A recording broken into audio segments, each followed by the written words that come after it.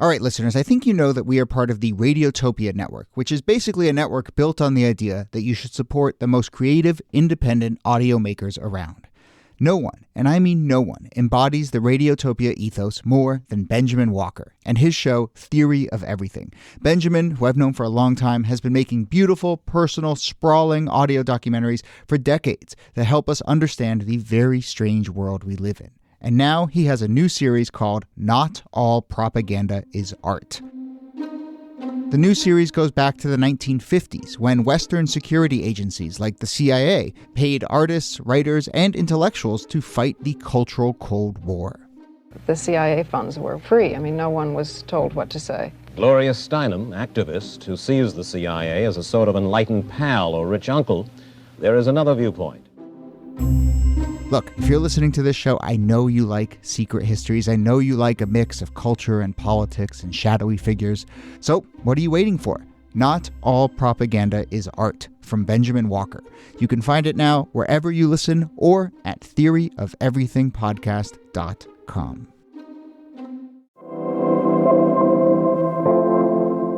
Hello and welcome to This Day in Esoteric Political History from Radiotopia. My name is Jody Avergan.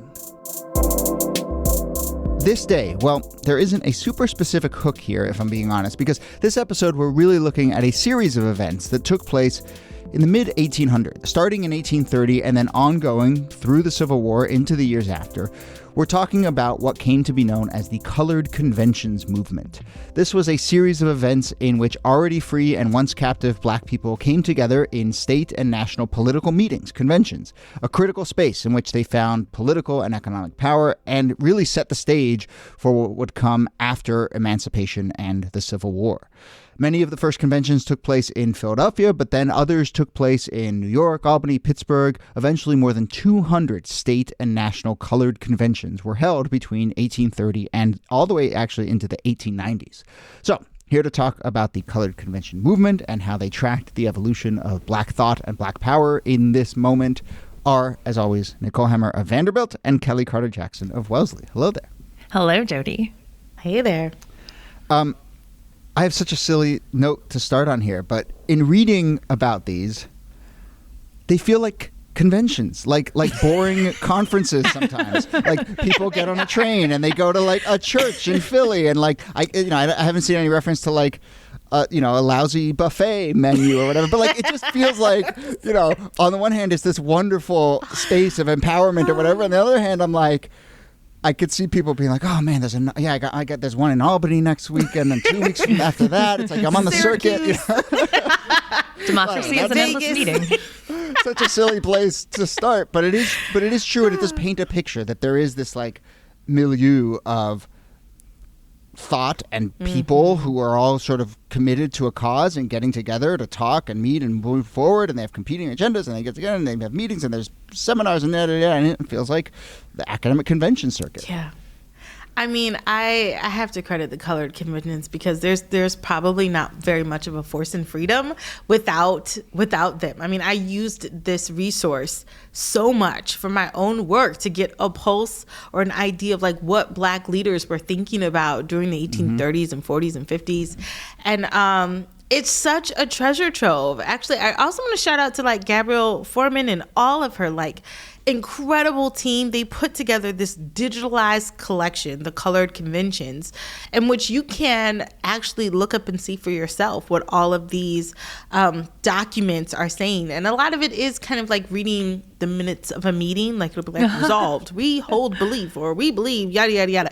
And they're either talking about, again, something really mundane or something simple or something like, should we publish this speech? Should we, what do we think about temperance? What do we think about this person? And what's our stance going to be about this? Like some of it's really political, some of it's a little personal. But it's just a light that you get to see on like, what are the conversations that black people are having amongst themselves pretty much in the North. And it's incredible. It really is. Were there any themes that were surprising to you as you started to dig into this, especially in the work leading up to your book? Oh yeah, like so one of the really big votes that I look at in the colored conventions is Henry Harlan Garnett's address to the slaves. He gives this speech that's probably one of the most radical speeches of the 19th century, next to like David Walker's appeal. And in it, it's so incendiary. I mean, he's telling Black people like, rise up, fight against your masters. I mean, and there is a good portion of the convention members that are like, oh yeah, we got to publish this. And there are other people that are like, no, we cannot publish this. And they take it to a vote, and he loses the publication of his speech by not that many votes. I think it's like 12 votes. It's not a lot. And a few years later, they do eventually publish it, but it also shows you like how they change their stance over time to say like, actually his speech really is acceptable. And it actually really does address one of the ways that we should think about abolishing the institution of slavery. So, I mean, that's a much more maybe serious discussion, but there are also discussions about like whether we should let women speak, you know, like there are things that are also somewhat maybe trivial, but they're still insightful into what they're centering in their conversations. What's so fascinating, Kellie, to me about this is that the Colored Conventions Project has been around for like a decade. And what you quickly learn about these conventions are they're a key political institution in 19th and early 20th century U.S. history. I mean, in a time when, honestly, in a time when Black people across the country were being stripped of the right to vote in new constitutions in the early 19th century, when the Supreme Court in the late 1850s was declaring that Black people could not be citizens of the United States, enslaved or free, South or North, that throughout all of these changes, including the war and emancipation and Reconstruction, and then the rise of Jim Crow and segregation and disenfranchisement, that these conventions were a place of Black political organizing that had to adapt to pretty rapidly changing conditions, and that were absolutely key to Black political development in the U.S. How contained is the sphere that is represented at these conventions? I mean, is this really like the thought leaders, the academics, and then, or does it extend beyond that? And does it feel like a more expansive conversation? And then I guess part of that question is also, to what extent is this about, let's have a conversation within our community, or how much is it let's enact something that can feel like it can offer political and economic pressure and go outside the halls of this convention? Oh man, I mean, all of the above. Like, I mean, in a lot of ways, some of them are very insular meetings that are just meant to happen among a small collective of people, and they don't have very much impact outside of that meeting. But a lot of these meetings are meant to really determine the direction in which Black people should go, where they should sort of harness their activism and their agitation, and what should be on the top of the list. On the top of everybody's list is slavery. But, you know, aside from that, when you get at lower level discussions about, well, what about temperance, or what about education, or what about, newspapers are also publishing a lot during this time. And what gets included in that, a lot of the minutes of these conventions are also published in newspapers. I mean, you know, a lot of these circles, I think, are still made up of men, predominantly men. Women can certainly be in attendance, but it was still really shunned in the 19th century for women to speak out, which is why it's so rare and powerful when you hear them speaking. Someone like Mariah Stewart, per se, or, you know, Marianne Shad Carey, who becomes the first like newspaper editor, woman newspaper editor, Black woman newspaper editor. But it's harder to see women's voices in these stories than it is men. But not everybody there is highly educated. I mean, Frederick Douglass is speaking in all of these, and he hasn't had a single day of education in his life. So it's not necessarily about learned men or intellectuals coming together. It's really about community leaders. You mentioned slavery as one of the drivers of this. I found it fascinating that the colored conventions in some ways come together at first in response to white violence in the North, this riot that happens by white people trying to essentially exterminate, to push out, to ethnically cleanse the area of Black people. And the response to that was, we need more political power in order to contain or to help stop or diminish this white violence against Black people, that there needed to be a politics in response to extra political, extra legal acts of violence. Oh, absolutely. I mean, the 1830s are notorious for these anti-abolitionist, anti-Black riots where they're destroying Black schools, Black interracial schools, Black churches, Black homes and businesses. And there's always a response to this violence. It's never just violence happens and then Black people just sort of scurry away. They're always responding, sometimes with violence, as I write about in Force and Freedom. But like, shameless plug. But like, they're always responding to these outbreaks. And so these conventions, they really let you know how people are feeling, the frustration that people have, some of the helplessness that people have, but also a lot of their empowerment too, how they believe they can come together to address these grievances. And so the fact that they are not just a blip, but they continue for decades shows you the power of like collective action and collective thought when people come together, how they can brainstorm these ideas is really quite revolutionary. The gathering that's generally regarded as the first in the colored conventions era was in 1830 in Philadelphia, but it's often said that that was kind of in response to an incident like you were referring to, Niki, in Cincinnati in 1829, where hundreds of white Irish immigrants in Cincinnati invaded the African-American neighborhood there and drove many of the Black residents of Cincinnati out of the city. Maybe we should do an episode on that. I didn't know about that history. So that's sort of the origin story. And then, but I want to cut a little bit to, 30 years later or so, especially, during the Civil War, to have these conversations. And then in the immediate aftermath, I mean, one of the more notable colored conventions was in South Carolina in 1865, less than a year after the fall of the South. And, there's all sorts of reports about needing security at the doors and sort of what it was like to have this convention in the heart of the South, less than a year after the war ends. Yeah. But what is the context of war do to these conversations and these conventions, and how does it sort of navigate through the war and into the years after?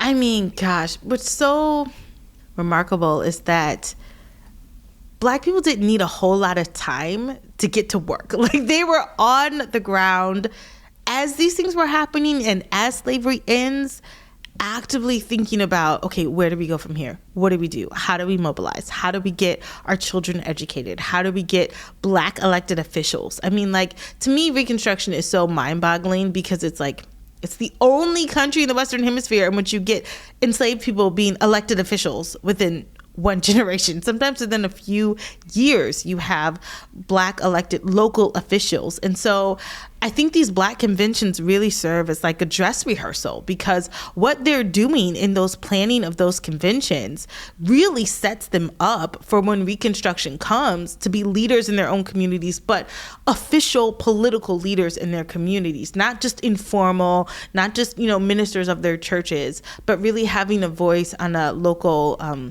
state or national stage. And they're trying to agenda set. They're really trying to, set the stage for the rights that they want. I mean, a lot of the 14th Amendment is because of these colored conventions that were like, we need protections. What does freedom mean to us in the North if we don't have citizenship, as Niki was saying earlier? If we don't have the protection of being a U.S. citizen, like, how do we make sense of our status? And so that's what you see post-Civil War. It also strikes me that another interesting moment to look at with these conventions is how they kind of start to come to an end in the early 20th century. And Kellie, help me think through this. It seems as though they come to an end in a way because there are these formalized institutions and organizations that emerge, like the National Urban League and the National Association for the Advancement of Colored People, the NACW, which was the Organization of Colored Women. Like, that there was this way in which the conventions don't necessarily go away, but that they're formalized into these new institutions. Is that right? No, that's absolutely right. You do get, instead of, like mom and pop organizations, now you have these large organizations that span the country that have branches of, you would have a branch of the NAACP in a different state or a different city or something like that. But I think it allows them to mobilize easier and also join organizations with a specific agenda attached to it. So if you joined the Urban League, it was because you were invested in entrepreneurship and business and you wanted to play a role in that. If you joined the NAACP, it was because you wanted to think about the law or civil rights in a specific kind of way. If you joined a Black women's group, it's because you wanted Black women to be centered in this effort. And so everyone, it's not that they're no longer a part of these conventions, but now they're specializing, if you will, into factions that make sense for anyone who wants to join. All right, well, that will bring us to the end of the episode. But one more shout out for the Colored Conventions Project, which the website is just coloredconventions.org. We will put a link in there, but it's an incredible resource and a really well-designed project, and you can go learn all about this. So go check that out if you want to learn more, and I'm sure we will revisit a lot of these strands in future episodes, but that's the end of this episode. Nicole Hemmer, thanks to you. Thank you, Jody. And Kellie Carter-Jackson, thanks to you. My pleasure.